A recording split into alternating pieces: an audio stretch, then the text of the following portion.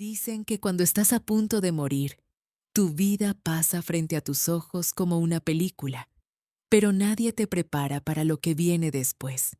Nadie te dice que despertar puede ser peor que no haberlo hecho nunca. 7 meses. 7 meses flotando en una oscuridad tibia, donde no existía el tiempo ni el dolor. 7 meses donde mi único compañero era un silencio que olía a desinfectante y a flores marchitas. Y cuando finalmente abrí los ojos aquella mañana de marzo, lo primero que sentí fue el peso de mi propio cuerpo sobre la cama, como si alguien hubiera llenado mis huesos de plomo durante la noche. La luz del cuarto me lastimó. Era una luz fría, artificial, de hospital. Esa clase de luz que te recuerda que estás viva, pero que no te deja olvidar que algo muy malo tuvo que pasar para que terminaras ahí. Mi garganta ardía. Tenía un tubo atravesándome la nariz y agujas clavadas en ambos brazos. Intenté mover los dedos de mi mano izquierda y apenas respondieron. Fue como pedirle permiso a un cuerpo que ya no me reconocía como su dueña. Entonces lo vi. Ricardo, mi hijo, mi único hijo. Estaba dormido en una silla de plástico verde junto a mi cama. Tenía la barba de varios días, la camisa arrugada, los ojos hinchados incluso mientras dormía. Se veía destruido, como esos hombres que llegan a los velorios después de semanas de no dormir. Y créeme, en ese momento pensé que era amor. Pensé, mira nada más a mi muchacho. Ha de haber estado aquí todo este tiempo esperándome. El corazón se me hinchó de ternura, porque así somos las madres, siempre buscando lo bueno en nuestros hijos, aunque nos estén apuñalando por la espalda. Intenté decir su nombre, pero solo me salió un gemido ronco, un sonido de animal herido que ni yo reconocí como mío. Él despertó de golpe. Sus ojos se abrieron enormes, rojos, húmedos. Por un segundo me miró como si estuviera viendo un fantasma. Y supongo que en cierta forma así era.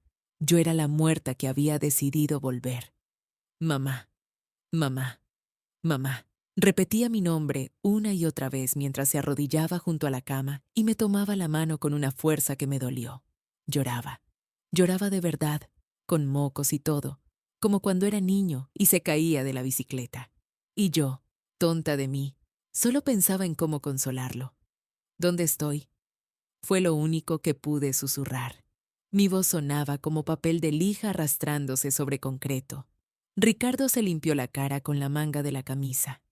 Tragó saliva, y ahí fue cuando noté algo que no había visto antes. Algo en sus ojos que no era solo alivio ni felicidad de verme despierta. Era miedo. Un miedo profundo, oscuro. El miedo de alguien que sabe que está a punto de confesar algo imperdonable. Estás en el hospital central, mamá. Llevas 7 meses en coma. Tuviste un derrame cerebral aquella noche de agosto, ¿recuerdas? No recordaba. Mi memoria de esos días era como un espejo roto donde solo quedaban fragmentos dispersos. Recordaba el calor de agosto. Recordaba el olor a café de olla en mi cocina. Recordaba haber discutido con alguien por teléfono, pero luego nada. Un vacío negro como boca de lobo. Ricardo seguía hablando, pero su voz empezó a temblar. Apretaba mi mano con más fuerza, como si quisiera anclarme a la realidad antes de soltarme al abismo. Mamá, tengo que decirte algo, antes de que te enteres por otra persona, antes de que... Se calló. Se mordió el labio. Vi cómo las lágrimas volvían a caer por su rostro demacrado. Pensé que no ibas a despertar, mamá. Los doctores decían que las probabilidades eran mínimas, que tal vez nunca volverías. Y Viviana, ella dijo que teníamos que ser prácticos, que no podíamos seguir pagando el hospital y mantener la casa vacía al mismo tiempo. Mi corazón empezó a latir más rápido. Lo sentí golpeando contra mis costillas como un pájaro tratando de escapar de una jaula. ¿Qué hiciste, Ricardo? Él bajó la mirada. No podía verme a los ojos. Mi hijo de 32 años, el contador respetable, el hombre que yo crié sola después de que su padre murió, no podía sostenerme la mirada. Le di tu casa a mis suegros, mamá. Pensé que no ibas, a que no volverías. El mundo se detuvo. No, el mundo no se detuvo. El mundo siguió girando, pero yo me quedé congelada en ese instante, en esa oración, en esas palabras que salieron de la boca de mi propio hijo como balas envenenadas. Mi casa, la casa que construí con mis propias manos y 35 años de trabajo. La casa donde crié a Ricardo, donde enterré mis sueños de viuda joven y los reemplacé con turnos dobles en el hospital. La casa que pagué peso a peso, ladrillo a ladrillo, sacrificio tras sacrificio. Mi casa. Mi casa ya no era mía. Los monitores empezaron a pitar más rápido. Escuché a Ricardo llamando a las enfermeras con voz de pánico. Sentí manos ajenas sobre mi cuerpo, una máscara de oxígeno cubriéndome la cara, voces diciendo palabras médicas que no comprendí, pero todo eso estaba lejos, muy lejos, como si me estuviera hundiendo otra vez en aquel coma del que acababa de salir, solo que esta vez el agua era negra y estaba hecha de traición. Mi hijo, mi sangre, el niño por el que renuncié a todo. Me había robado mi hogar mientras yo luchaba por vivir. ¿Qué hubieras hecho tú en ese momento? ¿Gritar? ¿Llorar? ¿O callarte como lo hice yo? Comenta qué harías. Yo tardé 3 días en poder hablar coherentemente después de esa revelación. 3 días en los que mi mente iba y venía entre la lucidez y algo parecido a la locura. Las enfermeras entraban, me revisaban los signos vitales, me hablaban con esa dulzura profesional que reconocía tan bien porque yo misma la había usado durante décadas.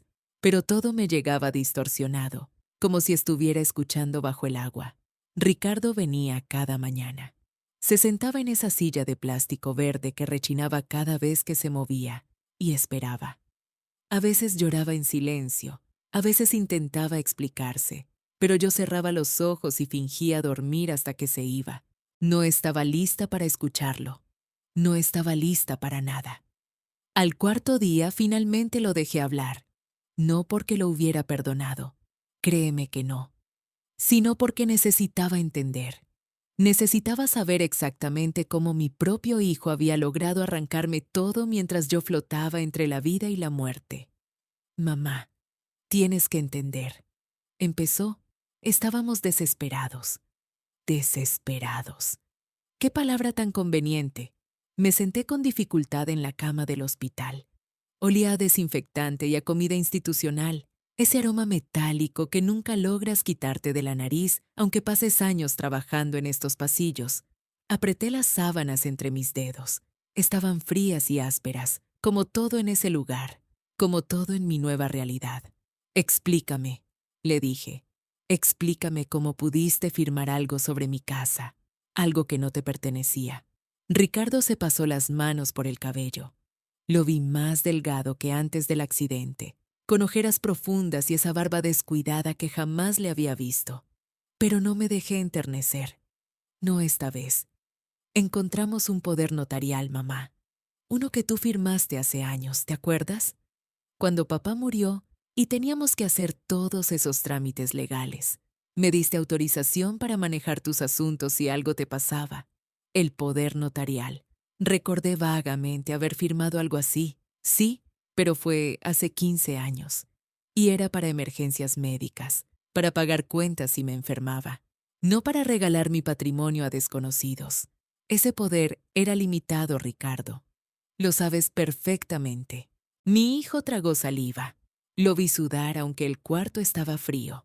El abogado dijo que era suficiente, que con tu estado de salud, las probabilidades de recuperación tan bajas, lo más responsable era traspasar la propiedad para evitar problemas legales después. ¿Qué abogado? Uno que recomendó Viviana. Su tío, él se encargó de todo. El tío de Viviana, por supuesto. Un abogado de la familia de mi nuera había decidido el destino de mis 35 años de trabajo. Un extraño con título había firmado mi sentencia mientras yo respiraba gracias a máquinas. Sentí algo caliente recorrerme el pecho. Era rabia, rabia pura, incandescente, que me quemaba por dentro como ácido. ¿Y a nombre de quién quedó mi casa, Ricardo? Él no contestó inmediatamente. Bajó la mirada al suelo sucio del hospital, donde una mancha de café viejo nadie se había molestado en limpiar. De los papás de Viviana, susurró. No de mi hijo, no de mi nieta si la tuviera algún día.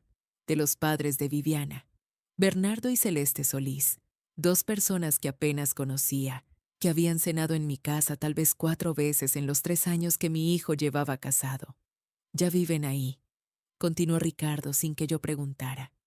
Llevan 5 meses, desde que vendieron su departamento. Viviana pensó que era lo mejor, que alguien tenía que cuidar la propiedad mientras tú no estabas. 5 meses. 5 meses durmiendo en mi cama, usando mi cocina, sentándose en el sillón que compré con el bono de mi jubilación, regando las plantas que sembré cuando Ricardo era apenas un niño. 5 meses de extraños viviendo entre mis recuerdos como si fueran suyos. Quise gritar, quise arrancarme los cables del brazo, levantarme de esa cama y caminar hasta mi casa aunque me tomara horas. Quise parármele enfrente a esa gente y preguntarles con qué derecho respiraban mi aire. Pero no hice nada de eso. Me quedé quieta, paralizada no por debilidad, sino por algo más profundo. Por la comprensión súbita de que mi hijo me había traicionado, de que el niño al que le canté canciones de cuna, al que cuidé cuando tenía fiebre, al que mantuve con turnos dobles durante años, ese niño había elegido a otra familia sobre mí. Fue entonces cuando ella entró. Viviana cruzó la puerta del cuarto con esa forma suya de caminar, como si el mundo entero estuviera en deuda con ella. Llevaba un vestido caro que nunca podría haber pagado con el sueldo de contador de Ricardo, y un perfume dulzón que me revolvió el estómago. No me saludó. Ni siquiera me miró al principio. Se acercó a Ricardo, le tocó el hombro con esa posesividad que siempre me había incomodado, y suspiró dramáticamente. Llevamos 1 hora esperándote en el estacionamiento, cariño. Tu mamá tiene visitas limitadas, ya lo sabes. Después me miró, y lo que vi en sus ojos me heló la sangre más que cualquier diagnóstico médico. Fastidio, puro fastidio, como si yo fuera un inconveniente, un trámite pendiente que nadie quería resolver. Ya despertaste, dijo sin ninguna inflexión en la voz. Qué bien. Ahora busca dónde quedarte porque la casa ya tiene dueños. Así.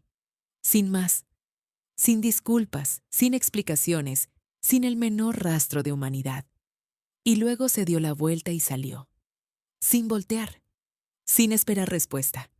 Como quien bota basura y sigue caminando. Miré a Ricardo. Mi hijo. Mi sangre.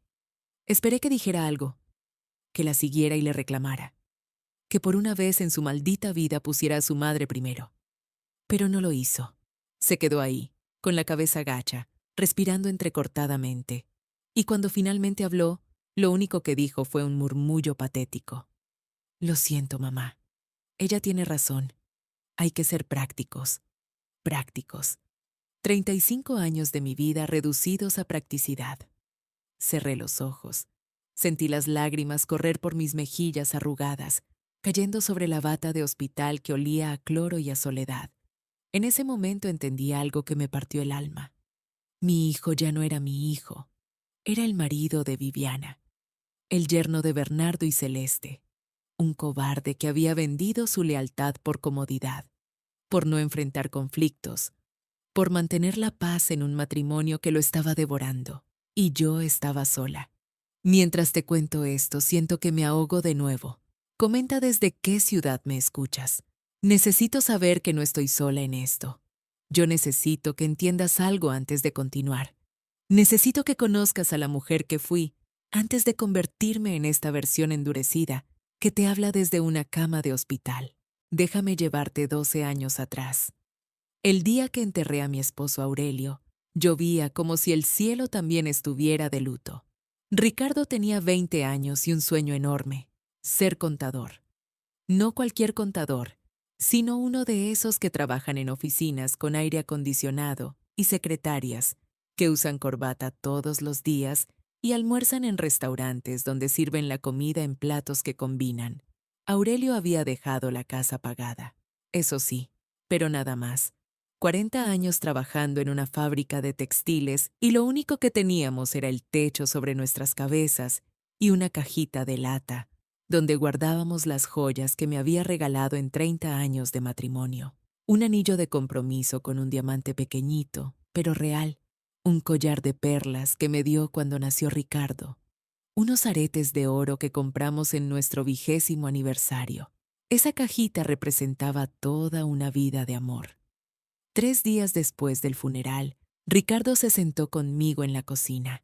Recuerdo el olor del café de olla que había preparado, ese aroma dulzón de canela y piloncillo que siempre me reconfortaba. Él tenía los ojos hinchados de llorar y las manos le temblaban cuando las puso sobre las mías. Mamá, me dijo, la universidad pública no tiene el programa que necesito. La privada sí. Pero cuesta. No terminó la frase. No hizo falta. Esa misma semana pedí turno doble en el hospital, de 7 de la mañana a 11 de la noche. 16 horas parada, limpiando heridas, cambiando pañales a ancianos, aguantando gritos de pacientes en urgencias. Mis pies se hinchaban tanto que a veces no me entraban los zapatos al día siguiente. Pero mi hijo iba a ser alguien. ¿Qué hubieras hecho tú en mi lugar? Escríbelo en los comentarios, porque yo hice lo que cualquier madre haría, o al menos eso creía. Las noches que llegaba a casa arrastrando el cuerpo encontraba a Ricardo estudiando en la mesa del comedor. La misma mesa donde yo comía frijoles refritos con tortillas duras mientras él cenaba bistec con papas. No porque él me lo exigiera, entiéndeme. Yo lo decidía así. La carne era cara y solo alcanzaba para uno. Mi hijo necesitaba proteínas para pensar bien en sus exámenes. Yo podía sobrevivir con cualquier cosa. El olor de esa carne friéndose en el sartén me hacía agua la boca. Pero me tragaba la saliva junto con el orgullo y sonreía mientras le servía. Come, mijo. Necesitas fuerzas. Y él comía, sin preguntar por qué yo solo tenía un plato de frijoles, sin ofrecer compartir, sin siquiera notarlo. Pasaban los meses. Mi uniforme de enfermera se fue gastando. Las costuras del pantalón se abrían. La tela de la filipina se adelgazaba hasta volverse casi transparente en los codos. Cada noche, después de cenar mis frijoles, sacaba el costurero y remendaba, puntada tras puntada, como mi madre me había enseñado. Ricardo, mientras tanto, estrenaba ropa cada semestre. Camisas nuevas para las presentaciones.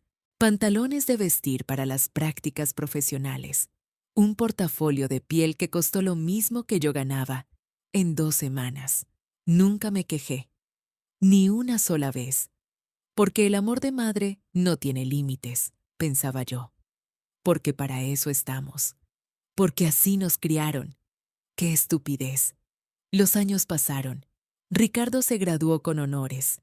Encontró trabajo en una firma importante. Empezó a ganar bien. Y yo seguí trabajando turnos dobles porque ya me había acostumbrado. Porque la costumbre del sacrificio es una droga más potente que cualquier cosa que hayan inventado. Fue entonces cuando apareció ella, Viviana. La conoció en una fiesta de la empresa, hija de familia acomodada, acostumbrada a que le sirvieran todo en bandeja de plata. Desde el primer día que la trajo a casa, supe que me miraba con desprecio.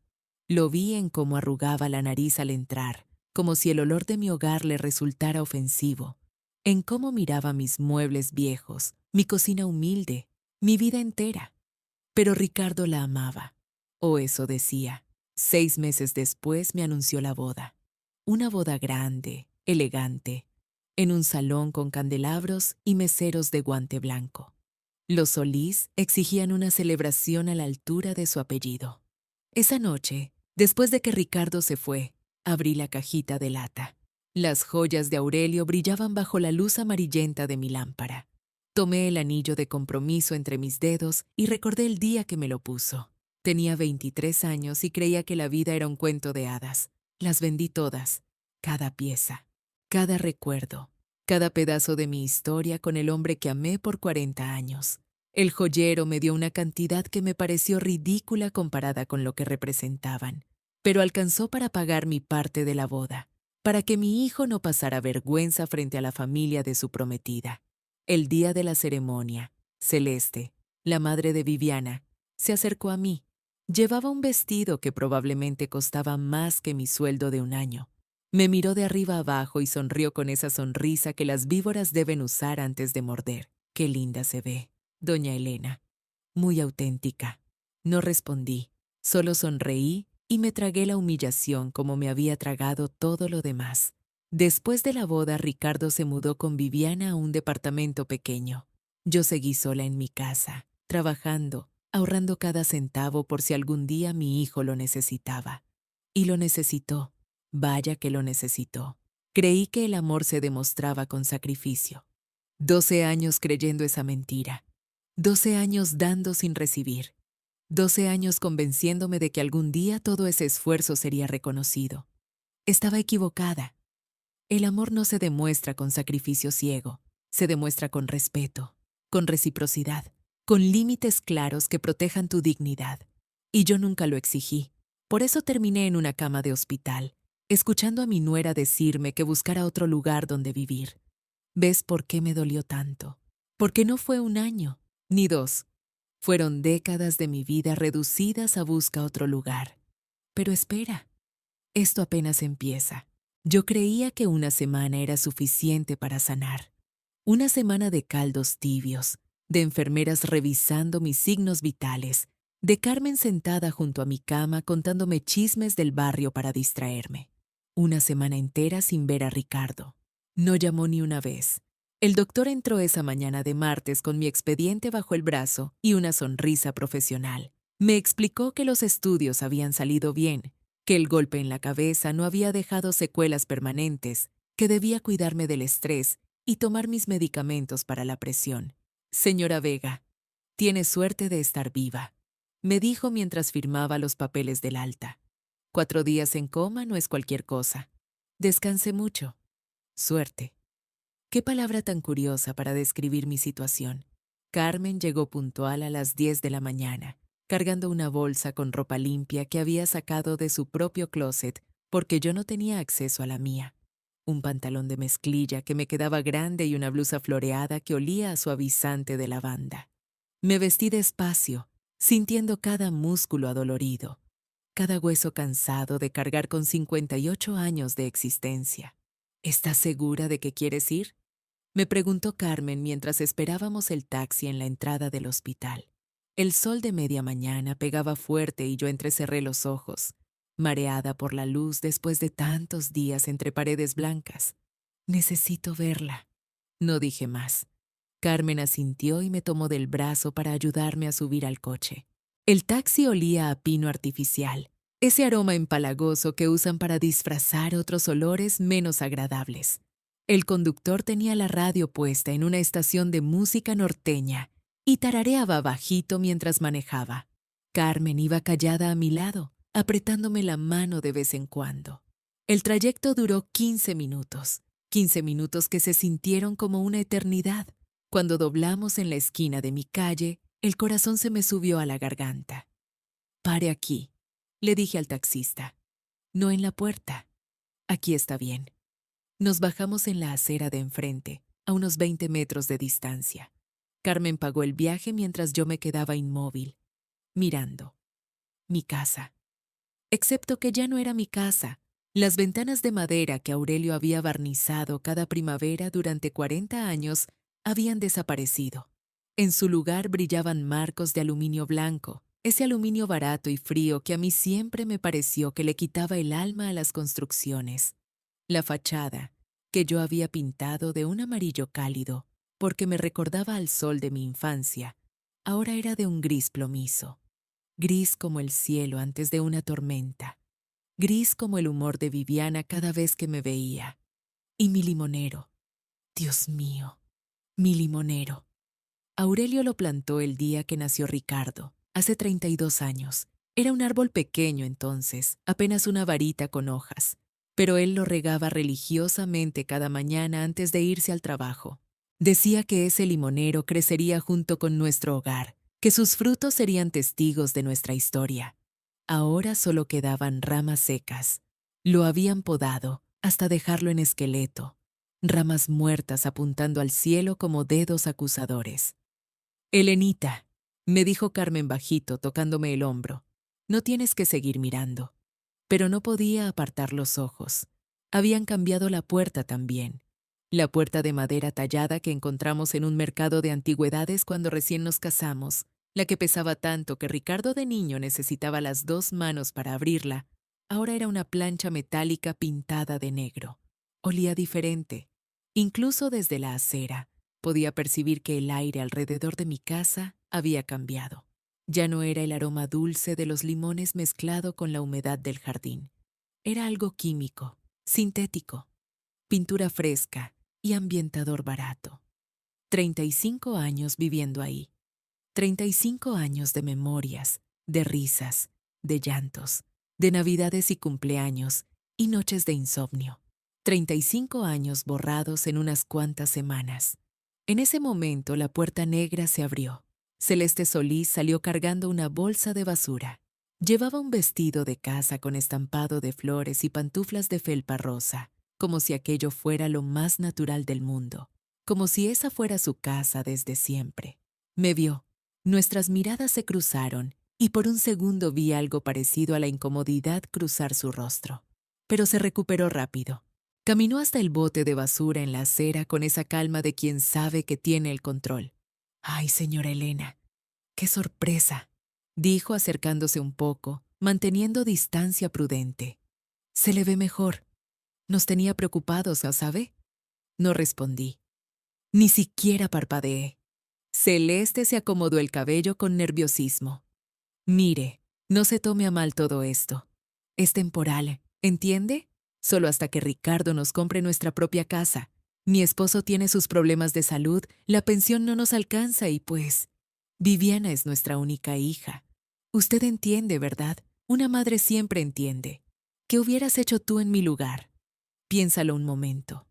Ahí estaba yo, recién salida del hospital, parada frente a mi propia casa convertida en territorio enemigo, escuchando a esta mujer explicarme por qué era razonable que me hubieran robado mi vida. Esperó mi respuesta. Esperó que yo dijera algo reconfortante, algo que la absolviera de su complicidad. No le di esa satisfacción. Di media vuelta y comencé a caminar. Carmen me siguió en silencio. A mis espaldas escuché a Celeste murmurar algo sobre gente malagradecida. La ironía era tan grande que casi me arranca una carcajada amarga. Caminamos una cuadra entera antes de que Carmen hablara. «¿Qué vas a hacer?» El sol calentaba mi nuca. Mis piernas temblaban del esfuerzo, del cansancio, de la rabia contenida que me hervía por dentro como agua a punto de ebullición. Pero mi mente estaba más clara que nunca. Ahí, parada en la banqueta, tomé la decisión que cambiaría todo. Pero primero necesitaba información y un abogado. Yo nunca pensé que mi hogar temporal sería el cuarto de costura de mi vecina. Pero ahí estaba, durmiendo en un sofá-cama que olía a lavanda y naftalina, mirando el techo mientras Carmen roncaba suavemente en su habitación contigua. Habían pasado 3 días desde que vi a Celeste sacando mi basura como si fuera la dueña del mundo. 3 días de planear en silencio. Carmen no me preguntó nada más después de aquella caminata. Simplemente me ofreció su casa, su comida y ese silencio cómplice que solo las amigas verdaderas saben dar.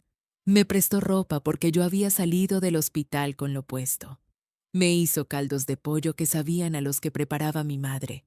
Me dejó llorar una noche entera sin decir una sola palabra, solo sosteniendo mi mano arrugada entre las suyas. Pero al 4.º día, actué.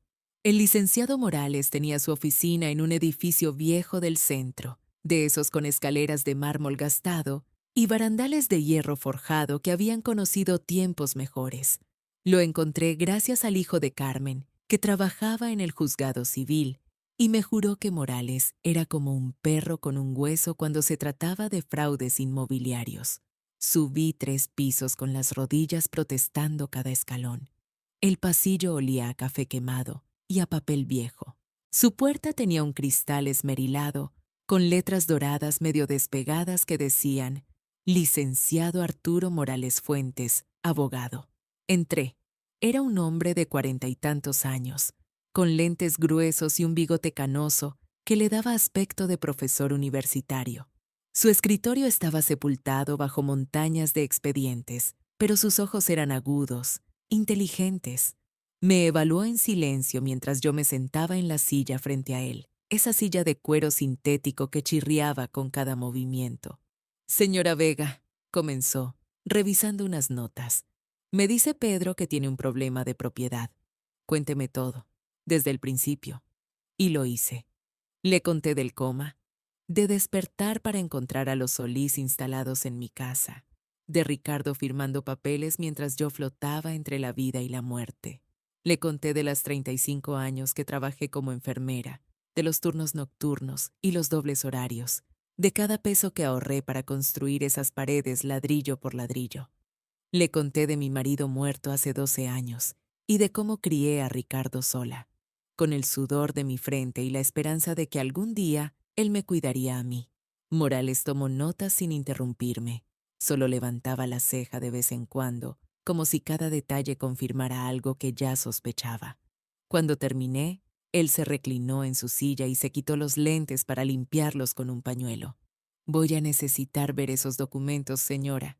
Todos los que su hijo firmó. Ahí está el problema, dije. Yo no tengo nada. Ellos tienen todo. Morales sonrió. Era una sonrisa pequeña, casi depredadora. Déjeme hacer algunas llamadas. Mientras te cuento esto, comenta desde qué ciudad me escuchas, porque lo que pasó después fue algo que solo pasa en las películas. O eso creía yo. 2 días más tarde, Morales me citó de nuevo en su oficina. Esta vez el café no estaba quemado, sino recién hecho, y había una carpeta gruesa sobre su escritorio. La carpeta tenía mi nombre escrito con marcador rojo.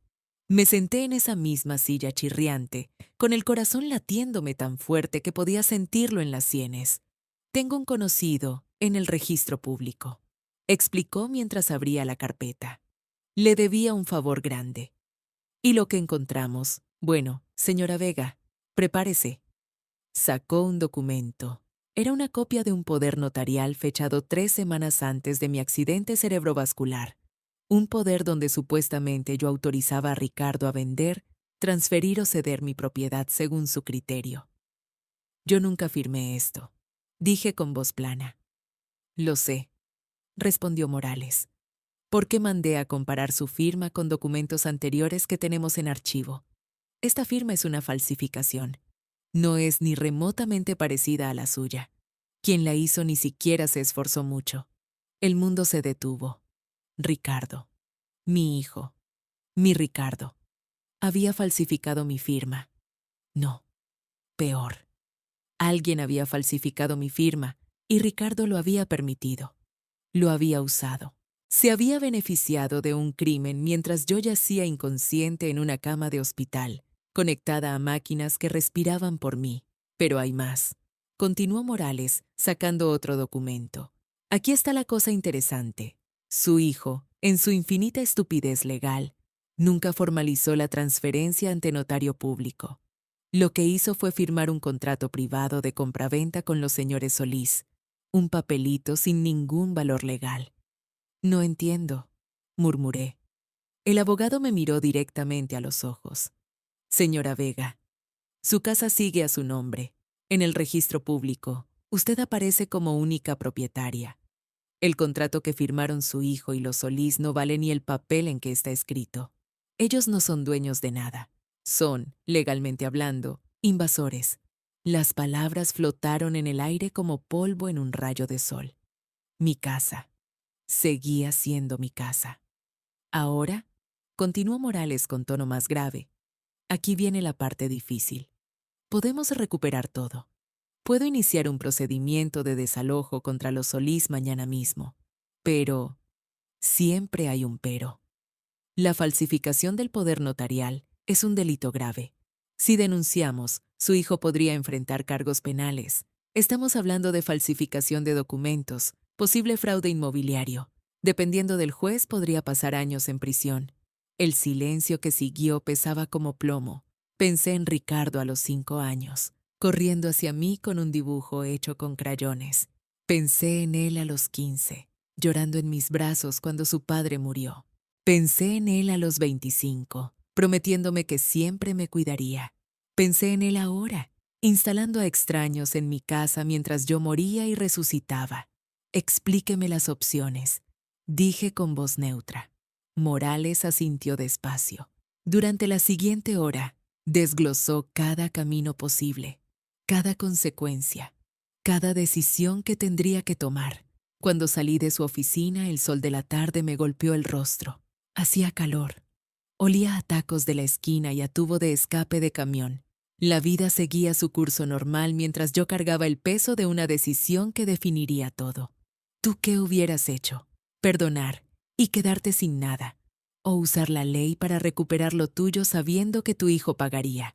No respondas todavía, porque lo que hice fue peor. Yo escogí una cafetería en el centro, de esas antiguas con ventiladores de techo que apenas funcionan, y meseras que te llaman mijita aunque tengas 60 años. No la escogí por casualidad. La escogí porque ahí llevé a Ricardo a tomar su primer chocolate caliente cuando tenía 4 años. Quería que recordara. Quería que supiera exactamente lo que estaba destruyendo. Llegué 20 minutos antes. Necesitaba sentarme, respirar, prepararme. Pedí un café de olla y cuando llegó, el aroma a canela y piloncillo me transportó a otra época. A mañanas dominicales con mi esposo. A tardes de tarea con Ricardo. A una vida que ya no existía. El sobre Manila descansaba frente a mí como una granada sin estallar. Dentro estaba todo. El informe del licenciado Morales, copias del poder notarial falsificado, el certificado del registro público que probaba que yo seguía siendo la única dueña, y una carta preredactada, lista para presentar ante el Ministerio Público, denunciando falsificación de documentos y fraude inmobiliario. 72 horas. Eso era lo único que le iba a ofrecer. Ricardo entró a las 3 en punto. Siempre fue puntual. Eso sí lo heredó de su padre. Lo vi antes de que me viera a mí. Había perdido peso. Tenía ojeras profundas y el cabello despeinado. Por un segundo, por un maldito segundo, sentí lástima. Pero entonces recordé el olor a humedad en el cuarto del asilo, las noches llorando sola, la primera vez que llamé a mi casa y una voz desconocida me colgó el teléfono. La lástima murió. Mamá. Se sentó frente a mí con movimientos nerviosos. Gracias por llamarme. Yo quería explicarte todo. Es que ha sido muy difícil y Viviana... Cállate. Mi voz salió tan fría que hasta yo me sorprendí. Ricardo se quedó con la boca abierta, como pez fuera del agua. Escúchame bien porque solo lo voy a decir una vez. Empujé el sobre hacia él. Sus manos temblaban cuando lo abrió. Lo vi leer. Lo vi palidecer. Lo vi tragar saliva 1, 2, 3 veces. El color se le fue del rostro como agua por un desagüe. Mamá, esto... Yo no... Falsificaste mi firma. Hiciste un poder notarial usando la firma de una mujer en coma. Vendiste una casa que no era tuya. El abogado dice que son hasta 8 años de cárcel. Sus ojos se llenaron de lágrimas. Lágrimas de cocodrilo, pensé. O quizás lágrimas reales. Ya no me importaba la diferencia. Pero aquí está lo interesante, hijo. Continué con una calma que ni yo sabía que tenía. Ese contrato no vale nada. Legalmente los Solís son invasores en mi propiedad. Mi propiedad. Nunca dejó de serlo. Ricardo miró los documentos de nuevo, como esperando que las palabras cambiaran. Tienes 2 opciones. Me incliné hacia adelante. Podía oler su miedo. Olía agrio, a sudor frío y desesperación. La primera opción es esta. En 72 horas, tus suegros están fuera de mi casa. Me devuelves las llaves. Firmas un documento reconociendo que todo fue un error administrativo. Y yo archivo esta denuncia. Para siempre. Tragó saliva. Y la segunda. Mañana a las 9 de la mañana presento esto ante el Ministerio Público. Y tú enfrentas cargos por falsificación de documentos, fraude inmobiliario y todo lo que el fiscal quiera agregarle. La mesera pasó junto a nuestra mesa ofreciendo más café. Le hice una seña negativa sin quitar los ojos de Ricardo. Mamá, por favor. Su voz se quebró. Viviana me obligó. Ella dijo que tú nunca lo sabrías. que era lo justo porque pensábamos que tú no ibas a despertar y la casa se iba a perder en sucesiones y... No me importa. Pero déjame explicarte. Ella me convenció de que era lo mejor para todos, que sus papás necesitaban un lugar y que tú ya no... No me importa. Cada vez que abría la boca, yo repetía las mismas 3 palabras. No me importa. No me importa. No me importa. ¿Sabes qué se siente? Decirle eso al hijo que criaste sola, al niño por el que te desvelaste 1000 noches, al hombre que juró cuidarte y te abandonó a morir entre extraños. Se siente horrible y se siente necesario. 72 horas, Ricardo. Ni un minuto más. Me levanté de la mesa. Dejé dinero para el café, aunque apenas lo había tocado. Ricardo me agarró la muñeca. Mamá, espera. Por favor, déjame arreglarlo. Dame una semana. Solo una semana. Lo miré fijamente. Sus ojos eran los mismos de cuando tenía 5 años y rompió el florero de la abuela. Suplicantes, asustados, esperando que mamá lo solucionara todo. Pero yo ya no era esa mamá. 72 horas. No vuelvas a tocarme. Me solté y caminé hacia la puerta. A mis espaldas escuché cómo sacaba el teléfono, cómo marcaba un número que seguramente conocía de memoria. Viviana, tenemos un problema. No alcancé a escuchar la respuesta de ella, pero sí escuché el tono. Agudo, histérico, furioso. Arréglalo o te dejo. Esas 4 palabras llegaron claras hasta mis oídos antes de que la puerta de la cafetería se cerrara detrás de mí. La calle estaba viva. Vendedores ambulantes ofreciendo chicharrones, niños corriendo con paletas de hielo, un organillero tocando una melodía vieja en la esquina. El mundo seguía girando, indiferente a las tragedias pequeñas de la gente pequeña.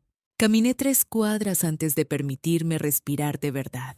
El aire olía a polvo y a lluvia que se acercaba. Nubes grises se amontonaban sobre los edificios, prometiendo tormenta. Encontré una banca junto a una fuente seca y me senté. Las piernas me temblaban, las manos también, pero por dentro sentía algo que no había sentido en meses. Paz. No felicidad, eso sería mentira, pero paz. La paz de quien finalmente deja de ser pisoteada. La paz de quien traza una línea en la arena y dice hasta aquí, porque quiero que sepas que esto no termina aquí. 72 horas eran solo el principio. Salí de ese café y no miré atrás. ¿Sabes qué se siente recuperar tu poder después de ser pisoteada? Se siente como respirar por primera vez en años. Yo llegué a mi propia casa como si fuera una extraña. 72 horas habían pasado exactamente. Ni un minuto más, ni un minuto menos. El licenciado Morales caminaba a mi derecha, con su portafolio negro apretado contra el pecho. A mi izquierda, un oficial judicial con cara de haber visto demasiadas tragedias familiares. Detrás de nosotros, 2 policías uniformados que mantenían una distancia respetuosa pero firme. La calle olía a tierra mojada. Había llovido la noche anterior, una de esas tormentas del norte que limpian el polvo, pero dejan un aire pesado, húmedo, difícil de respirar. Mis zapatos, los mismos que usé cuando me casé con el padre de Ricardo hace más de 30 años, crujían sobre el pavimento agrietado. Lo primero que vi fueron las maletas, montones de ellas, amontonadas en la banqueta como basura esperando el camión, maletas de cuero sintético, cajas de cartón mal selladas, bolsas de plástico negro que dejaban escapar ropa arrugada por los bordes. El desorden de una vida construida sobre cimientos ajenos. Ricardo estaba parado junto a la puerta de entrada.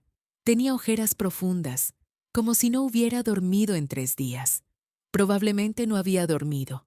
Su camisa estaba arrugada, mal fajada, con una mancha de café en el cuello. Me miró con ojos de perro abandonado, pero no dijo nada. No hacía falta. Fue entonces cuando escuché la voz de Celeste Solís, aguda, histérica, cargada de ese veneno disfrazado de indignación que solo las personas verdaderamente cínicas pueden producir. Desagradecida, Te estábamos haciendo un favor cuidando esta pocilga. Me detuve un momento, solo un momento. Quería voltear a verla, quería responder algo devastador, algo que la dejara sin palabras. Pero el licenciado Morales me había advertido: no reacciones, no les des munición. Así que seguí caminando. ¿Qué hubieras hecho tú? ¿Hubieras callado como yo o le hubieras gritado de vuelta? Escríbelo en los comentarios, porque créeme, me costó cada gramo de fuerza que tenía. Crucé el umbral de mi casa. El olor fue lo primero que me golpeó. No era mi olor. No era el aroma a café de olla y canela que yo preparaba cada mañana durante 20 años. Olía a perfume barato, a ambientador artificial de esos que venden en el súper, a comida frita que se había quedado impregnada en las cortinas. Mis cortinas, las que yo cosí con mis propias manos cuando Ricardo cumplió 10 años. Recorrí el pasillo en silencio. El licenciado y el oficial me seguían a distancia prudente, anotando cosas en sus libretas. Los policías se quedaron afuera, vigilando que nadie hiciera alguna tontería. El comedor fue el primer shock. Mi mesa de madera, la que mi esposo construyó con sus propias manos antes de morir, había desaparecido. En su lugar había un mueble moderno, frío, de esos de vidrio y metal que parecen sacados de una revista. 6 sillas que no reconocí. Un centro de mesa con flores de plástico. Flores de plástico en mi casa. Yo, que siempre tuve un jardín. Seguí caminando. El cuarto de Ricardo ya no era el cuarto de Ricardo. La cama individual donde lo arropé cada noche de su infancia había sido reemplazada por un escritorio enorme, con una computadora, archivos, una impresora profesional, el estudio de Bernardo, supuse. El padre de Viviana había convertido la habitación de mi hijo en su oficina personal. En las paredes colgaban diplomas que no eran míos, fotos de gente que no conocía, una imagen enmarcada de los Solís en alguna playa tropical, sonriendo como si el mundo les perteneciera. Tal vez creían que sí. La cocina me dolió más de lo que esperaba. Habían movido todo. Las ollas de barro que heredé de mi madre estaban arrinconadas en un gabinete alto, casi inalcanzable. En su lugar había sartenes de teflón nuevas, brillantes, que probablemente Viviana nunca usó porque esa mujer no cocinaba ni agua para el café. Mi licuadora, la misma con la que hacía los smoothies de Ricardo cuando estaba enfermo, había desaparecido por completo. Pero lo peor vino después. El patio. Salí por la puerta trasera y me quedé inmóvil. El piso estaba cubierto de macetas rotas, tierra seca, hojas muertas que nadie se molestó en barrer. Y en el centro, mi limonero, o lo que quedaba de él. Lo habían mutilado, cortado sin ningún cuidado, sin ningún conocimiento de jardinería. Las ramas principales habían sido podadas brutalmente, dejando muñones secos que apuntaban hacia el cielo como dedos acusadores. Las pocas hojas que quedaban estaban amarillas, marchitas, agonizantes. Ese limonero lo plantó mi esposo el día que nació Ricardo. 32 años, me dijo mientras enterraba la semilla. Va a crecer junto con nuestro hijo. Cuando Ricardo tenga hijos propios, este árbol dará frutos para sus nietos. Caminé hacia él lentamente. Toqué las ramas secas con mis dedos. La corteza estaba áspera, quebradiza, sin vida. Olía a madera muerta y a abandono. Cerré los ojos un momento. Recordé a Ricardo de niño, trepándose a esas ramas cuando apenas tenía 5 años. Recordé las tardes de verano haciendo limonada con mi esposo, riéndonos de nada y de todo. Recordé cuando el árbol dio su primer fruto y lo celebramos con una cena especial. Todo eso, muerto. Necesito saber que no estoy sola en esto. Me volteé hacia el oficial judicial. Mi voz salió más baja de lo que esperaba, pero firme. Oficial, por favor, confirme que estas personas desalojen completamente en los próximos 30 minutos. El oficial asintió y habló por su radio. Los siguientes minutos fueron un caos controlado. Celeste Solís seguía gritando desde la calle, amenazando con demandas que nunca llegarían. Bernardo cargaba cajas en silencio, con la mirada fija en el suelo, demasiado cobarde para mirarme a los ojos. Ricardo estaba parado junto a la puerta principal, sin moverse, sin ayudar, sin protestar, como un fantasma. Su teléfono sonó una vez. Lo miró. Leyó algo en la pantalla. Vi cómo su rostro se desmoronaba en cámara lenta. Era Viviana. Yo no podía ver el mensaje, pero conocía a mi hijo. Conocía esa expresión de derrota absoluta. Después me enteraría de lo que decía. No vuelvas a buscarme. 6 palabras. Eso fue todo lo que le tomó a esa mujer destruir lo que quedaba de mi hijo. Los Solís terminaron de sacar sus cosas a las 5:40 de la tarde.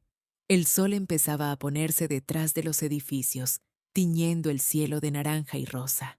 Era hermoso, de esa manera cruel que tiene la naturaleza de crear belleza en medio del dolor. Me quedé parada en el marco de mi puerta, mi casa, mi vida. Los vi subirse a un taxi que los esperaba en la esquina. Celeste me lanzó una última mirada de odio puro antes de cerrar la puerta del vehículo. Bernardo ni siquiera volteó. Ricardo seguía ahí, con su teléfono en la mano, leyendo el mensaje una y otra vez como si las palabras fueran a cambiar. Si esta historia te tocó el corazón, suscríbete, porque lo que viene después fue lo más difícil que he vivido. Mientras los veía sacar sus cosas, no sentí alegría. Sentí un vacío enorme, porque recuperé mi casa, pero perdí a mi hijo. O él ya se había perdido hace años. Yo creía que después de la victoria vendría la paz. Esa tranquilidad que te prometen en las películas cuando la heroína finalmente derrota al villano. Pero nadie te cuenta lo que viene después de los créditos finales. Nadie te advierte sobre el silencio. Los primeros días fueron extraños. Caminaba por mi casa como una extranjera visitando un museo de su propia vida. Tocaba las paredes con las yemas de los dedos, sintiendo la textura rugosa de la pintura que yo misma había elegido hace 15 años. Abría los armarios solo para confirmar que estaban vacíos de sus cosas. El olor a perfume caro de Viviana todavía flotaba en ciertos rincones. Ese aroma dulzón y artificial que me revolvía el estómago. Tardé una semana en poder dormir en mi propia habitación. La primera noche que lo intenté, las sábanas olían a ellos, a sus cuerpos, a su intimidad en mi cama. Me levanté a las 3 de la mañana. Arranqué toda la ropa de cama y la metí en una bolsa de basura negra. La dejé en la banqueta sin mirar atrás. Carmen me regaló un juego nuevo de sábanas, blancas, simples, con olor a suavizante de lavanda. Esa noche dormí como no había dormido en meses, pero no vengo a contarte sobre sábanas. Vengo a contarte lo que pasó con mi hijo. Las noticias llegaban a través de Carmen, quien se había convertido en mi informante involuntaria.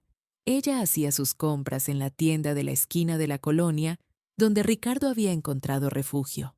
Un departamento diminuto, según me describió, en un edificio de 4 pisos con la pintura descascarada y un elevador que nunca funcionaba. 3 semanas después del desalojo, Carmen llegó a mi puerta con pan dulce y chisme. Lo vi ayer, dijo mientras yo servía el café de olla. El vapor subía entre nosotras, ese aroma a canela y piloncillo que siempre me recordaba a mi abuela. Estaba comprando leche y huevos, nada más. Esperé. Carmen siempre necesitaba su momento dramático. Se ve acabado, mija, como si no hubiera dormido en días. Barba de una semana, ropa arrugada. Y los ojos, conoces esos ojos de perro callejero que ha perdido a su dueño. Algo se movió en mi pecho, algo que se parecía peligrosamente a la lástima. Carmen continuó con su informe. Viviana no solo lo había abandonado con un mensaje de texto, se había mudado con su familia de regreso a la casa de sus padres, quienes ahora vivían con un primo en las afueras de la ciudad. Los Solís habían perdido el acceso a todo el confort que habían extraído de mi hogar. Pero lo peor para Ricardo no fue perder a Viviana. Lo peor fue el trabajo. Resulta que el chisme en ciudades pequeñas viaja más rápido que el fuego. Yo nunca presenté cargos formales por la falsificación de mi firma. El licenciado Morales me había preguntado si quería hacerlo, y yo le dije que no, Creí que era suficiente castigo la humillación del desalojo, pero no contaba con que la secretaria del juzgado era prima de la contadora de la empresa donde Ricardo trabajaba, y esa contadora era muy amiga de la esposa del dueño. Y así, como fichas de dominó cayendo una tras otra, la historia llegó a oídos de su jefe. Un contador que falsifica documentos no es un contador en quien puedes confiar. Lo despidieron a las 6 semanas del desalojo, sin carta de recomendación, sin indemnización completa porque encontraron irregularidades en su desempeño que antes habían ignorado por conveniencia. Carmen me contó esto mientras tomábamos café en mi cocina recién limpia. Había pasado 3 días tallando cada superficie, eliminando todo rastro de los invasores. Mis manos todavía olían a cloro y limón. Sus amigos ya no le hablan, añadió Carmen con esa mezcla de satisfacción y compasión que solo las vecinas leales pueden lograr. Esas parejas con las que salían a cenar, los del club deportivo, todos desaparecieron. Nadie quiere ser asociado con un fraude. Miré mi taza de café. El líquido oscuro reflejaba la luz de la ventana como un espejo negro. Carmen, le pregunté en voz baja. Fui demasiado lejos. No era pregunta, era confesión. Porque aunque mi hijo había intentado robarme mi casa, aunque había permitido que me humillaran y me insultaran y me trataran como basura en mi propio hogar, seguía siendo mi hijo, la criatura que había cargado 9 meses en mi vientre, el niño al que le había cantado canciones de cuna cuando tenía pesadillas, el adolescente por el que había trabajado turnos dobles para pagarle la universidad. Carmen dejó su taza sobre la mesa con un golpe seco. No, mija, dijo con esa firmeza que solo tienen las mujeres que han vivido demasiado. Fuiste lo suficientemente lejos. Él eligió esto. Quise discutir. Quise defender a mi hijo aunque fuera de mí misma. Pero Carmen levantó la mano. Tú no falsificaste esa firma. Tú no trajiste a esa familia de parásitos a tu casa. Tú no te quedaste callado mientras tu madre era insultada en su propia cocina. Ricardo hizo todo eso solito. Las consecuencias son suyas, no tuyas. El reloj de la pared marcaba las 4 de la tarde. Afuera, un vendedor de elotes pasaba gritando su mercancía. La vida seguía, indiferente a mi dolor. Carmen se fue 1 hora después, dejándome con el pan dulce y mis pensamientos. Esa noche caminé por mi casa en silencio. Toqué las paredes que habían escuchado mis lágrimas. Abrí la ventana de mi habitación y dejé que el aire fresco de la noche limpiara lo que quedaba de los fantasmas. Ricardo estaba allá afuera, en algún departamento diminuto, pagando el precio de sus decisiones. Y yo estaba aquí, en mi casa, libre, pero no ligera. Porque quiero que sepas que la venganza no sabe cómo crees que va a saber. Había ganado, pero las victorias no siempre saben dulces. Ahora tocaba reconstruir, no solo la casa, sino a mí misma.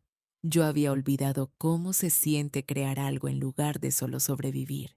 La mañana después de mi conversación con Carmen, me desperté antes del amanecer.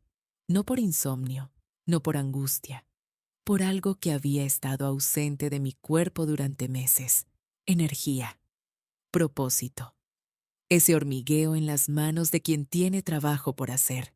Me preparé un café cargado, tan oscuro que parecía petróleo, y caminé por cada habitación de mi casa con una libreta en la mano. Anoté todo lo que necesitaba reparación, reemplazo, renovación. Las paredes pintadas de ese blanco hospital que Viviana había elegido. Las ventanas de aluminio barato que rechinaban con el viento. Las cortinas plásticas que habían reemplazado mis visillos de encaje. El jardín abandonado, donde mi limonero agonizaba lentamente. 3 páginas de notas. 3 páginas de todo lo que ellos habían destruido, pero también 3 páginas de todo lo que yo iba a reconstruir. Carmen llegó a las 9, armada con brochas viejas y un overol manchado de pintura que había usado cuando renovó su cocina hace 5 años. Traía también 2 litros de pintura amarillo mostaza que había encontrado en oferta. ¡Qué color tan feo!, dije riéndome cuando lo vi. Es el color de la mostaza de Dijon, mija. corrigió ella con indignación fingida. Es elegante, francés, sofisticado. Es amarillo vómito. Pero igual empezamos a pintar. Y créeme o no, y cuando la primera capa cubrió ese blanco estéril, algo se soltó en mi pecho, como si cada brochazo borrara no solo la pintura, sino los recuerdos pegados a ella. El día que Celeste criticó el color original, la tarde que Bernardo dijo que mi casa olía a viejo, la noche que escuché a Viviana decirle a Ricardo que la decoración era de pobre, pinté sobre todo eso. Carmen y yo trabajamos 3 días seguidos en la sala. Al principio éramos un desastre, salpicando pintura en el piso, discutiendo sobre si las esquinas necesitaban más capa, manchándonos el pelo, pero al tercer día, cuando el sol de la tarde entró por la ventana y golpeó esas paredes amarillo mostaza, la sala pareció despertar de un sueño largo. Se ve como casa de abuela mexicana, dijo Carmen satisfecha. Perfecto, respondí. Eso es exactamente lo que soy. La cocina la pintamos de terracota. Ese rojizo anaranjado que me recordaba a las cazuelas de barro de mi madre. El color tardó 4 capas en verse parejo porque la superficie estaba dañada. Pero cuando terminamos, la cocina parecía abrazo, calidez, hogar. Luego vinieron las ventanas. Encontré a un carpintero jubilado que trabajaba con madera recuperada. Don Refugio tenía 73 años, manos como raíces de árbol, y cobraba la mitad de lo que pedían los otros porque, según él, ya no necesita el dinero, solo mantenerse ocupado. Reemplazó cada ventana de aluminio por marcos de madera sólida, lijada y barnizada a mano. El olor de la madera nueva mezclado con el barniz, ese aroma a taller, a creación, a comienzos. Lo respiré profundamente cada vez que don Refugio trabajaba. El jardín fue lo más difícil. Mi limonero había sobrevivido 32 años. Lo había plantado el mes que murió mi esposo, como un monumento vivo a su memoria. Durante años me dio limones perfectos para mi agua fresca, para mis marinadas, para el remedio de tos que le daba a Ricardo cuando era niño. Ahora tenía las ramas secas, el tronco agrietado, las hojas amarillentas cayendo sin fuerza. El jardinero que contraté, un hombre callado llamado Joaquín, examinó el árbol durante 10 minutos sin decir palabra. Finalmente se quitó el sombrero y negó con la cabeza. Está muy dañado, señora. Descuidado mucho tiempo. ¿Se puede salvar?, pregunté aunque temía la respuesta. Hay que cortarlo casi hasta la raíz. Quitar todo lo enfermo. Si tiene fuerza todavía, volverá a crecer. Pero diferente, más pequeño al principio. Me quedé mirando el árbol que mi esposo nunca vio crecer. El árbol que había dado sombra a mi hijo cuando jugaba en el jardín. El árbol que ellos habían dejado morir de negligencia. Córtelo hasta la raíz sana, ordené finalmente. Si tiene que volver a crecer desde cero, que crezca. Joaquín asintió y sacó su sierra. No me quedé a ver. Hay dolores que una no necesita presenciar, aunque sean necesarios. Durante las siguientes 3 semanas, mi casa se transformó. Lijé los muebles viejos de mi madre hasta que la madera quedó suave como seda. Elegí cortinas nuevas, tela de algodón con florecitas discretas que dejaban pasar la luz pero guardaban la intimidad. Saqué de las cajas las fotografías de mi esposo que había guardado cuando ellos llegaron porque Viviana decía que tantas fotos de muertos eran deprimentes. Las colgué en la sala, en el pasillo, en mi habitación. Mi esposo volvió a habitar estas paredes. Y poco a poco, la casa volvió a oler a mí. Café de olla en las mañanas, canela del arroz con leche que preparaba los domingos, jabón de Castilla que usaba para lavar la ropa. Esos olores que son más que aromas, son firmas de identidad. Un martes por la tarde, mientras pintaba la pared del comedor, sonó el timbre. Dejé la brocha en la cubeta, limpié mis manos en el overol manchado y caminé hacia la puerta esperando a Carmen con más pintura. Pero no era Carmen. Ricardo estaba parado en el umbral. Tenía ojeras profundas, la barba de varios días sin afeitar, ropa arrugada. Cargaba una cubeta de pintura y una brocha nueva todavía con la etiqueta del precio. No me miró a los ojos cuando habló. Vine a ayudar. Me quedé congelada en el marco de la puerta. Mi cuerpo no sabía cómo reaccionar. Parte de mí quería cerrarle la puerta en la cara. Parte de mí quería abrazarlo. Parte de mí quería gritarle todo el dolor acumulado. No hice ninguna de las tres cosas. Lo estudié en silencio. Mi hijo, el bebé que había cargado, el hombre que había traicionado, el extraño que ahora estaba parado en mi puerta con pintura barata y ojos rotos. La cubeta que traía era del mismo amarillo mostaza que Carmen había elegido. Alguien le había dicho qué color estábamos usando. Finalmente asentí. Empieza por el cuarto de atrás. Ricardo entró sin decir nada más. Caminó hacia la habitación del fondo como quien camina hacia una sentencia. Yo volví al comedor, tomé mi brocha y seguí pintando. Trabajamos en silencio toda la tarde. No hablamos del pasado. Por ahora bastaba con estar en el mismo cuarto sin gritos. Era un principio. Yo había aprendido que el tiempo no cura nada por sí solo. El tiempo simplemente pasa, indiferente mientras tú decides qué hacer con las heridas que te dejaron. 3 meses habían transcurrido desde que recuperé mi casa. 3 meses de restauración, no solo de paredes y techos, sino de algo más profundo. Algo que no tiene nombre, pero que se siente en los huesos cuando finalmente puedes respirar en tu propio espacio sin pedir permiso. La sala lucía irreconocible. Las cortinas nuevas filtraban la luz de la tarde en tonos dorados. El sofá, el mismo de siempre, ahora tenía cojines bordados que compré en el mercado del domingo. Las fotografías de mi esposo ocupaban su lugar en la pared, vigilando desde marcos de madera oscura. Y en el centro de la mesita de café, un florero con margaritas frescas que Carmen me traía cada semana. La casa olía a pintura seca, a limón del trapeador, a café de olla recién preparado. Olía a mí. Ricardo había venido varias veces durante esos 3 meses, siempre a ayudar con algo. Primero fue la pintura, después arregló la gotera del baño. La semana pasada cambió el foco fundido del pasillo. Llegaba, trabajaba en silencio y se iba.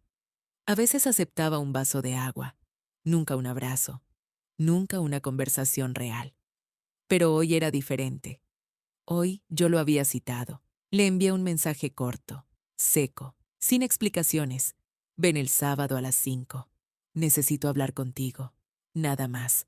Pasé la mañana preparando pozole, el rojo, como le gustaba a mi esposo, con chile guajillo y un toque de orégano seco.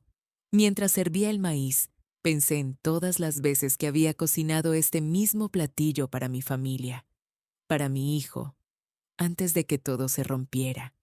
El olor llenaba la cocina. Carne de cerdo desmenuzándose en el caldo, rábanos picados en un platito, tostadas esperando en la canasta. Era el aroma de los domingos de mi infancia, de las cenas familiares, de una normalidad que ya no existía, pero que podía, quizás, reinventarse. A las 4:45 ya tenía la mesa lista, café de olla en la jarra de barro, pan dulce en el plato de cerámica azul que había pertenecido a mi madre, 2 tazas, 2 servilletas de tela y un sobre manila que pesaba más que cualquier ladrillo. El timbre sonó a las 5 en punto. Ricardo entró con la misma expresión de perro apaleado que traía desde hace meses. Había perdido peso. La ropa le quedaba grande. Me enteré por Carmen que Viviana lo había dejado cuando se acabó el dinero, cuando ya no había casa que explotar ni madre que exprimir. Se fue con sus padres de vuelta a su ciudad, sin despedirse, llevándose los muebles que habían comprado con mi dinero. Mi hijo estaba solo, viviendo en un cuarto rentado cerca de su trabajo, comiendo en fondas baratas, pagando las consecuencias de sus decisiones. No sentí lástima. Sentí algo más complejo.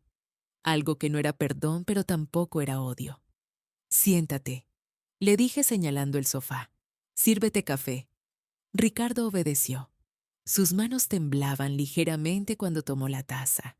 El aroma del café de olla llenó el espacio entre nosotros. Canela, piloncillo, ese olor que es abrazo y es memoria. Tomé asiento frente a él. Lo miré directamente a los ojos por primera vez en meses. Necesito decirte algo importante. Ricardo asintió. Esperaba probablemente algún tipo de regaño, o quizás una lista de condiciones para volver a ser parte de mi vida. O tal vez, en el fondo de su corazón ingenuo, esperaba que le dijera que todo estaba perdonado, que podíamos volver a ser madre e hijo como antes. Saqué el sobre Manila de debajo del cojín donde lo había escondido. Lo puse sobre la mesita de café, junto al pan dulce que ninguno de los dos había tocado. Cambié mi testamento. Las palabras cayeron como piedras en agua quieta. Ricardo frunció el ceño, confundido. El licenciado Morales me ayudó a redactarlo. Está todo legal, registrado, irreversible. Mamá, yo no... La casa ya no es tuya. Silencio. El reloj de pared marcaba los segundos. Afuera un perro ladraba en la distancia. El café se enfriaba en las tazas. Cuando yo muera, esta propiedad se donará a una fundación para mujeres mayores sin hogar. Mujeres que fueron echadas de sus propias casas por hijos desagradecidos. Mujeres como yo casi fui. Ricardo palideció. Vi cómo el color abandonaba su rostro, cómo sus ojos se llenaban de algo que podía ser vergüenza, o podía ser dolor, o podía ser las dos cosas juntas. ¿Por qué me lo dices? Su voz era un hilo, un susurro de niño perdido. Me incliné hacia adelante. Quería que entendiera cada palabra, porque quiero que sepas que mi perdón no es automático. No voy a premiarte por hacer lo mínimo. Venir a pintar paredes y cambiar focos no borra lo que hiciste. No borra que me traicionaste. No borra que me dejaste morir sola en un hospital. No borra que firmaste papeles para quitarme mi casa. Las lágrimas corrían silenciosas por las mejillas de mi hijo. No sollozaba, no hacía ruido, solo lloraba, como quien acepta una sentencia que sabe que merece. Si quieres volver a ganarte mi confianza, será con hechos, no con palabras, con tiempo, con consistencia, con demostraciones reales de que entendiste el daño que causaste. Hice una pausa. Dejé que el silencio hiciera su trabajo. Y aún así, esta casa nunca será tuya. Ricardo cerró los ojos. Una gota cayó sobre su camisa, dejando una mancha oscura. Entiendo, susurró. Entiendo. Lo miré llorar. Mi hijo. El hombre que había cargado en brazos, que había alimentado con mi propio cuerpo, que había criado con sacrificio y amor ciego. El hombre que me había roto el corazón de la manera más cruel posible. No sentí triunfo. No sentí venganza satisfecha. Sentí paz. La paz de quien finalmente pone límites. La paz de quien entiende que el amor propio no es egoísmo, es supervivencia. La paz de quien aprendió, a los 58 años, que la dignidad no se mendiga, se reclama. Dejé pasar unos minutos. El llanto de Ricardo se fue calmando. El sol de la tarde pintaba sombras largas en el piso recién pulido. Entonces suavicé mi voz. Solo un poco. Pero puedes quedarte a cenar. Hice pozole. Ricardo levantó la mirada. En sus ojos había algo nuevo. Algo que se parecía al principio de la comprensión. Asintió. Cenamos juntos esa noche. No fue como antes. Fue diferente, más honesto. Y tal vez con el tiempo eso sea suficiente. Yo había dejado de contar los días. Al principio, después de que recuperé mi casa, marcaba cada fecha en el calendario como quien cuenta los pasos de una condena cumplida. Pero con el tiempo aprendí que la libertad no se mide en números. Se siente en la piel, en el aire que respiras, en el silencio que ya no te ahoga. 6 meses. Habían pasado 6 meses desde que los últimos invasores cruzaron mi puerta con sus maletas y sus excusas. 6 meses desde que el licenciado Morales me entregó los papeles que confirmaban lo que siempre debió ser obvio. Esta casa era mía, solo mía. Esa mañana de sábado desperté temprano, como siempre. El sol apenas asomaba por la ventana de mi cuarto, pintando líneas doradas sobre las sábanas que yo misma había lavado el día anterior. Olían a jabón de lavanda, ese que Carmen me regaló para mi cumpleaños porque dice que ayuda a dormir mejor. Y tiene razón.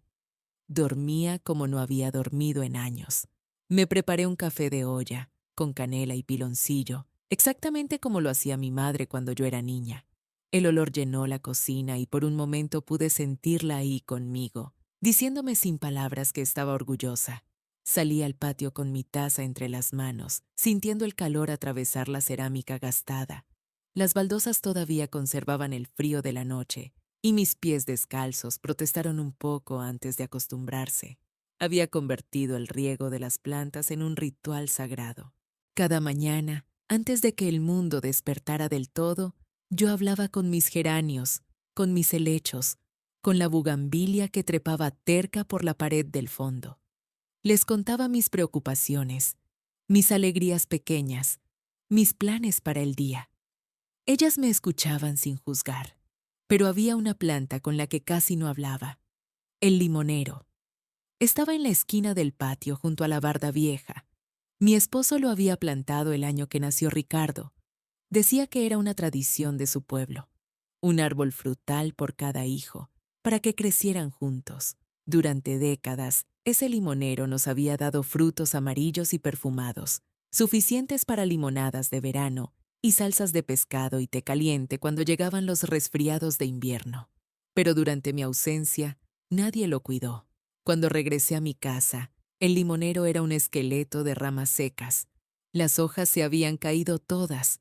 La corteza se veía agrietada, enferma. Carmen me dijo que lo arrancara, que era caso perdido, que solo ocupaba espacio. Pero yo no pude. No sé explicar por qué. Tal vez porque lo había plantado mi esposo. Tal vez porque representaba a mi hijo. Tal vez porque yo también había parecido muerta por dentro. Y aquí estaba, respirando todavía. Así que lo seguí regando, cada mañana, sin esperar nada. Y esa mañana de sábado, mientras el agua caía sobre la tierra seca, lo vi. Un limón, pequeño, verde todavía, del tamaño de una canica grande, colgando de una rama nueva que no había estado ahí hace un mes. Me acerqué despacio, como si cualquier movimiento brusco pudiera despertarme de un sueño. Extendí la mano temblorosa y lo toqué con la punta de los dedos. Estaba firme, real, vivo. Las lágrimas llegaron sin aviso. No sollozos, no el llanto desgarrado de los meses anteriores. Eran lágrimas silenciosas, cálidas, que resbalaban por mis mejillas mientras yo sonreía como tonta frente a un fruto diminuto. Corrí adentro, casi tropezando con mis propios pies, y marqué el número de Carmen. Ven, le dije sin saludar. Ven a ver esto. Llegó en 5 minutos, todavía en bata, con el cabello revuelto y los ojos hinchados de sueño. Más vale que sea importante. Refunfuñó mientras cruzaba la puerta del patio. Estaba soñando que ganaba la lotería. La tomé de la mano y la llevé hasta el limonero. Mira. Carmen se quedó callada un momento largo. Después me miró, y entonces ella también empezó a llorar. Nos abrazamos ahí, frente al árbol resucitado, llorando y riendo al mismo tiempo. Dos mujeres de casi 60 años comportándose como niñas el día de Navidad. Y no me importaba. No me importaba nada. «Es un milagro», susurró Carmen. «No», respondí, secándome los ojos. «Es terquedad. La misma que me salvó a mí». El timbre sonó a las 11 de la mañana. Ricardo llegaba puntual cada sábado. Era parte del acuerdo tácito que habíamos establecido después de aquella cena de pozole. Nada formal, nada escrito. Solo la costumbre nueva de un hijo que intentaba reconstruir lo que él mismo había destruido. Se veía diferente, más delgado, pero de manera saludable. El traje caro había desaparecido, reemplazado por una camisa sencilla y pantalones de mezclilla. Tenía un trabajo nuevo ahora, contador independiente para pequeños negocios del barrio. Ganaba menos de lo que ganaba antes, mucho menos. Pero cuando hablaba de su trabajo, algo en sus ojos brillaba de una forma que yo no había visto en años. «Mamá», saludó, dándome un beso en la mejilla. «Ven», le dije, tomándolo del brazo. «Tienes que ver algo». Lo llevé al patio. Carmen nos seguía con una sonrisa cómplice. Ricardo se detuvo frente al limonero. Miró el fruto pequeño y entendió. «Creí que estaba muerto», dijo en voz baja. Lo miré a los ojos. Mi hijo, el hombre que me había traicionado, el hombre que estaba aprendiendo, paso a paso, a ser mejor. Yo también respondí, pero las raíces eran fuertes. Solo necesitaba tiempo. El silencio que siguió no fue incómodo. Fue lleno, lleno de cosas que no necesitaban palabras.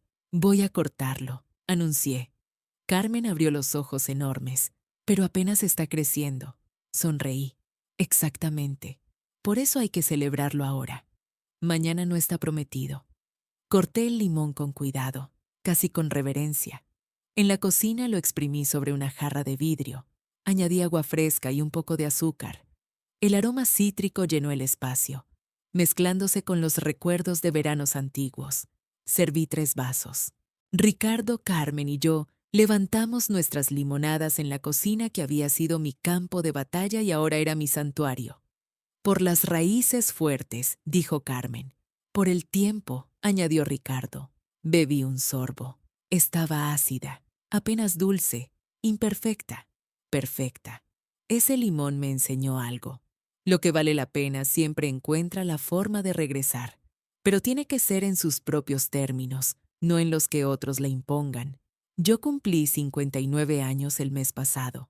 Carmen me organizó una pequeña fiesta en el patio, con tamales de rajas y un pastel de 3 leches que ella misma horneó. Vinieron las vecinas, algunas compañeras del hospital donde trabajé tantos años, y Ricardo. Mi hijo llegó temprano para ayudar a colgar las luces. Se quedó hasta tarde para recoger los platos. Esa noche, después de que todos se fueron, me senté sola en mi cocina. El olor a café recién hecho flotaba en el aire, mezclándose con el aroma dulce que aún quedaba del pastel. Miré a mi alrededor. Las paredes recién pintadas de un amarillo suave, las cortinas nuevas que elegí yo misma, el reloj de pared que mi esposo compró hace 30 años y que sigue marcando el tiempo con su tic-tac familiar. Y pensé en todo lo que había pasado. Me preguntan mucho, ustedes que me escuchan, si perdoné a Ricardo. La respuesta es sí y no. Perdoné al hijo que fue manipulado, al hombre débil que se dejó arrastrar por una mujer que solo veía billetes donde debía haber familia. Pero no olvidé al hombre que falsificó mi firma. No olvidé las noches que pasé en esa cama de hospital sin saber si despertaría mientras él vendía mi vida por pedazos. Le di una segunda oportunidad, pero no una segunda casa. Esa distinción es importante, porque el perdón no significa volver a poner tu cuello bajo la misma guillotina. El perdón significa soltar el veneno que te carcome por dentro. Lo que hagas después con esa persona, eso ya es otra cosa. Eso se llama límites, y yo aprendí a ponerlos a los 58 años, cuando casi era demasiado tarde. Camino por mi casa ahora y siento cada pared bajo mis dedos, la textura rugosa del estuco en el pasillo, el frío del marco metálico de la ventana que da al patio, el crujido familiar del piso de madera en la entrada, ese que siempre chirría cuando lo pisas en la esquina izquierda. Esta casa tiene arrugas, como yo. Tiene historia en cada rincón. Aquí está la marca en la pared, donde Ricardo midió su altura cada cumpleaños hasta los 15 años. Ahí está la mancha de humedad que nunca pudimos quitar del techo del baño, no importa cuántas veces lo pintáramos.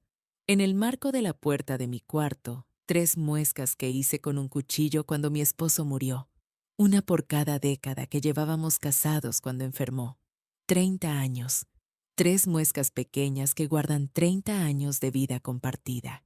Me detengo frente a las fotografías del pasillo. Ahí estamos todos. La foto de mi boda, con ese vestido prestado que me quedaba grande. Ricardo de bebé, con sus cachetes gordos y esa sonrisa que derretía cualquier enojo. Mi esposo sosteniendo las llaves de esta casa el día que la terminamos de pagar, con los ojos brillantes de orgullo. Esta casa es mía. No lo digo con arrogancia, lo digo con la certeza tranquila de quien casi lo pierde todo. Esta casa es mía porque la pagué con turnos de noche, con manos agrietadas de tanto lavarme en el hospital, con navidades sin regalos para poder completar la mensualidad. Esta casa es mía porque cada ladrillo tiene una gota de mi sudor, y nadie, ni siquiera mi hijo, volverá a quitármela. Salgo al patio.